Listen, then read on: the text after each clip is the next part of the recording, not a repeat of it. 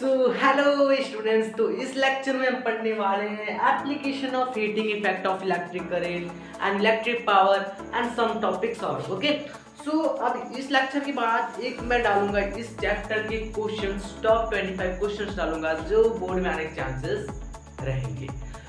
Consume किया जा रहा हो and dissipated in an electric circuit या इलेक्ट्रिक सर्किट में डिसिपेटेड किया जा रहा हो ओके। इसका SI यूनिट होता है वॉट। क्या होता है SI यूनिट? वॉट। इसका क्या SI यूनिट होता है? वॉट, यानी कि जूल पर सेकंड ओके।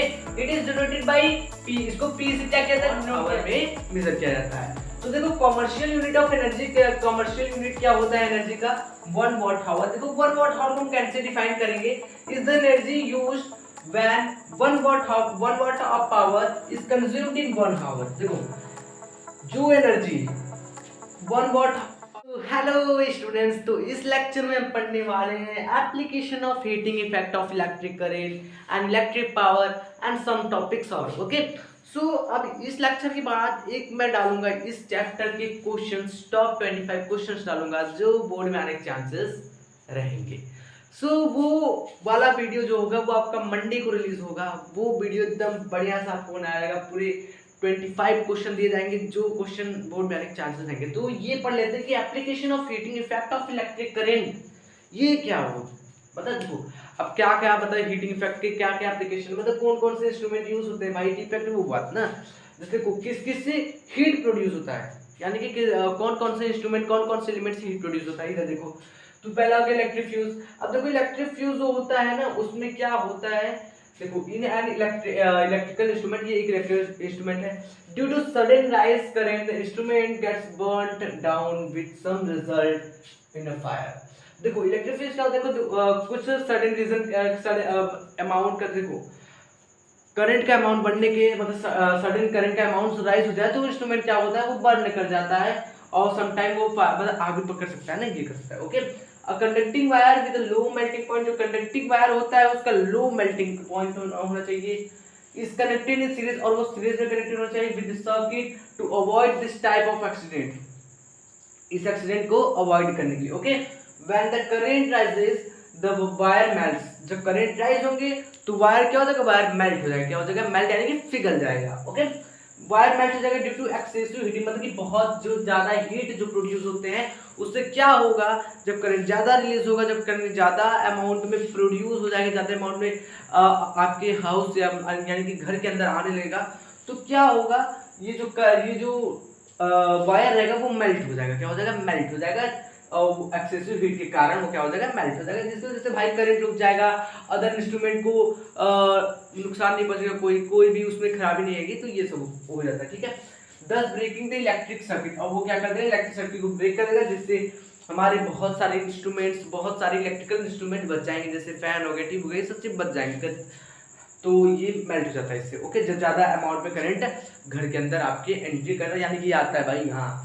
तो अब सेकंड है इलेक्ट्रिक बल्ब। इलेक्ट्रिक बल्ब में देखो एक टंगस्टन क्या होता है, एक टंगस्टन वायर होता है, मतलब एक वायर होता है मेटेलिक जो बनता है, क्या वो उसे हम टंगस्टन कहते हैं। एक थिक वायर होता है उसको हम टंगस्टन कहते हैं, वो भी क्या होता है, गर्म होता है देखो। और बहुत सारे एलिमेंट होते हैं जो यूज होते हैं किसमें, इलेक्ट्रिक इंस्ट्रूमेंट्स में, इलेक्ट्रिक एंड मेनी एलिमेंट्स में यूज होते हैं ओके। जैसे फिलामेंट ऑफ बल्ब, बल्ब का जो बल्ब का फिलामेंट होता है ना उसमें टंगस्टन होता है, टंगस्टन यूज किया जाता है। क्या कहते हैं? टंगस्टन यूज किया जाता है ओके। और connecting wire, connecting wire connect करते हैं किससे? हम कॉपर से कनेक्ट करना चाहिए, कॉपर ज्यादा है भाई क्या होता है, ज्यादा सेफ होता है ओके।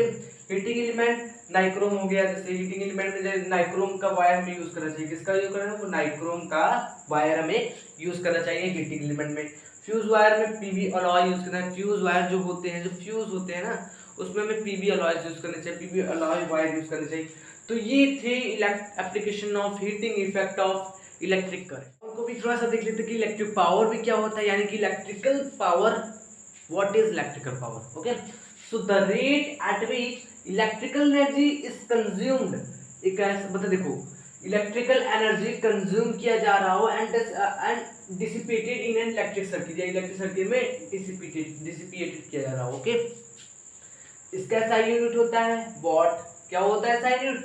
वॉट, इसका क्या ऐसा यूनिट होता है, वॉट यानी कि जूल पर second. Okay, it is denoted by P, इसको पी से क्या किया जाता है, डिनोट किया जाता है, पी से क्या किया जाता है, इसको डिनोट किया जाता है। ओके, जैसे ये फॉर्मूला होता है P equal to W by T, क्या होता है formula, P equal to W by T या equal to delta E by T भी कर सकते हो। ओके, जैसे देखो इसका फॉर्मूला कैसा होता है, देखो इधर P equal to V into Q by T, Q यानी कि चार्ज होता है, ये मैंने आपको बताया था, क्यू क्या कहते हैं लोग, चार्ज करके टी इसी टाइम हो गया। ओके, अब V से तो आप जानते ही हो potential difference. Okay, so P equal to V I, P equal to V I भी होता है फॉर्मूला, याद रखना, P equal to V into Q into T Q by T, और P equal to V I. Okay, E equal to क्या होता है, P into T होता है फॉर्मूला, एनर्जी का फॉर्मूला ये होता है। ओके, सो इक्वल टू हम क्या करते हैं, P को हमने क्या यहाँ पर लिया था, हमने P को लिया था यहाँ पर VI, तो जो VI जो है वो VI को यहाँ पर हम P की जगह पुट कर देंगे, इंटू टी हो जाएगा, तो VIT हो जाएगा हमारा।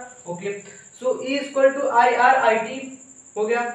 V को हम क्या लिख सकते हैं, बताओ क्या लिख सकते हैं V को, V देखो पोटेंशियल डिफरेंस का फॉर्मूला क्या होता है, V इक्वल टू IR होता है, ओहम्स लॉ याद करो, ओहम्स लॉ बताया था, V इक्वल टू IR होता है। Okay, so V equal to IR हम यहाँ पर पुट करेंगे, V की जगह पे हम क्या करेंगे, उसका V इक्वल टू IR होता है वो हम पुट कर देंगे। ओके, V क्या है, देखो V इक्वल टू IR होता है, ओहम्स लॉ में है। ओके, सो जब देखो ये I इंटू होगा तो क्या होगा, I स्क्वायर हो जाएगा, I स्क्वायर RT, तो एनर्जी का फॉर्मूला होता है I स्क्वायर RT। तो समझ आया कैसे आया, we know that V equal to IR, तो I equal to V by R भी होगा, ये तो हम जानते हैं।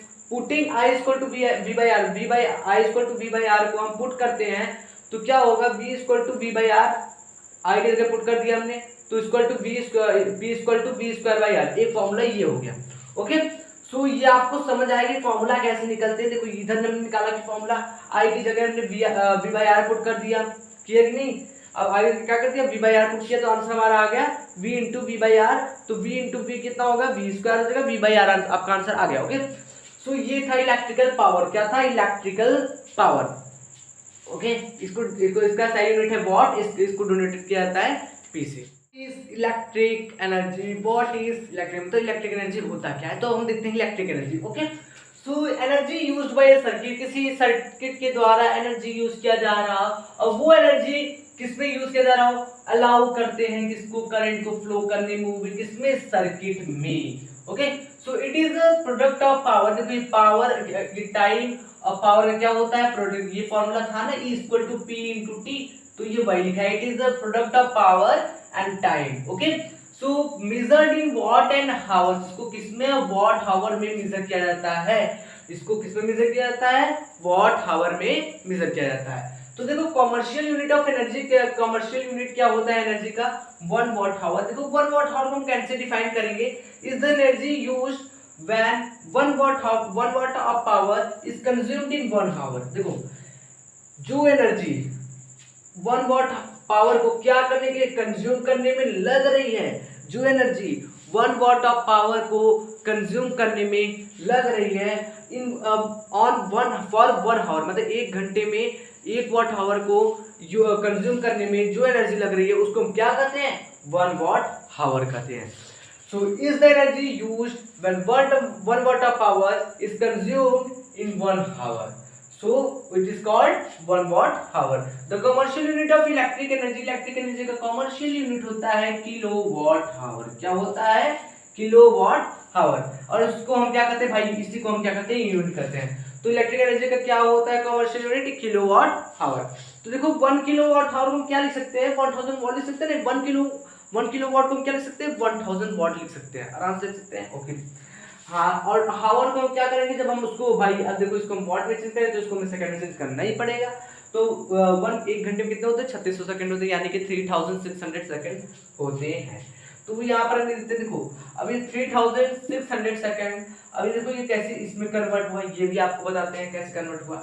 इधर देखो, हाँ अब देखो इधर कितना जीरो, इधर 1 2 3 जीरो है, इधर कितना है, इधर 2 है। तो देखो अब 3 है और 2 है तो 36, देखो 36 हो जाएगा, 36 हो जाएगा, कितना हो गया, 36 हो गया। और कितने थे, 1 2 3 4 5 जीरो थे, तो 10 के पावर 5 वॉट सेकेंड हो गया। ओके, ये हो गया ना, अब ये हो गया।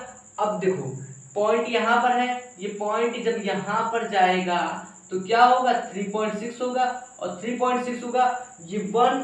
देखो कभी भी पॉइंट अगर आपका क्या करते हैं राइट से लेफ्ट आए ना, चाहे राइट से लेफ्ट आए तो क्या होता है वो 10 उसमें ऐड होता है, 10 उसमें मल्टीप्लाई होता है। अगर लेफ्ट से राइट जाए तो 12 उसमें क्या होता है उससे उसमें घटता है। ओके, सो पॉइंट इंटू तो क्या हो जाएगा 10 पावर हमारा 6 वॉट सेकंड हो जाएगा। तो ये ऐसे आया आपका कि 6 वॉट सेकंड कैसे आ गया। ओके, ये तो समझ आया आपको। हाँ, अब 3.6 इंटू 10 पावर 6 जूल हम इसको लिख सकते हैं। तो ये हो गया E इक्वल टू P2। देखो अभी हमने आपको ये बताया था कि it is the product of power and time. ये किसका होता है, पावर और टाइम का क्या होता है, प्रोडक्ट होता है। जूल इक्वल टू वॉट और सेकंड होता है नहीं होता है। तो J इक्वल टू WS और E equal to kilowatt per hour हम लिखते हैं। तो ये था हमारा इलेक्ट्रिक एनर्जी। तो यहाँ पर होता है ये चैप्टर एंड, और ये चैप्टर एंड होने हुआ तो इसका हम क्या करेंगे, ढेर सारा क्वेश्चन करेंगे, साथ मिलके फोड़ेंगे, साथ मिलकर करेंगे। ओके, तो यहाँ पर हम करने वाले हैं क्वेश्चन इसका। अब हम मंडे को एक वीडियो रिलीज होगी जिसमें टॉप 25 क्वेश्चन दिए जाएंगे इस चैप्टर के, जिसके आने के चांसेस तो रहेंगे ही रहेंगे। तो वो टॉप 25 क्वेश्चन मंडे को रिलीज किया जाएगा, उसका मंडे को वीडियो आएगा टॉप 25 क्वेश्चन पूरे डिटेल एक्सप्लेनेशन के साथ, पूरे वो भी पूरा सॉल्व आपको सॉल्व करके दिखाया जाएगा, कैसे आया कैसे आंसर नहीं आया वो सब आपको किया जाएगा। तो ये था, ये चैप्टर था इलेक्ट्रिसिटी। अब इलेक्ट्रिसिटी खत्म हुआ तो यहाँ पर हम रुकने वाले नहीं है, अब हम इलेक्ट्रिसिटी का क्वेश्चन लाएंगे। जो हम क्वेश्चन करेंगे बहुत अच्छे तरीके से करेंगे, वो क्वेश्चन आएंगे ही आएंगे, लिख दे रहा हूँ। हाँ, तो यहाँ पर खत्म होता है हमारा ये चैप्टर। सो आई होप आपको ये चैप्टर पूरे आपके दिमाग में फिट कर दिया गया है, पूरे आपको बढ़िया समझा दिया गया कि चैप्टर में क्या क्या है क्या क्या नहीं है। तो ये चैप्टर हमने आपको पूरे अच्छे तरीके से समझाया, और मैं आशा करता हूँ कि आपको ये समझ में आया होगा बहुत अच्छे तरीके से। तो यहाँ पर ये चैप्टर खत्म होता है। अब मिलते हैं अगली वीडियो के साथ, वो भी top 25 question in Monday session. Okay.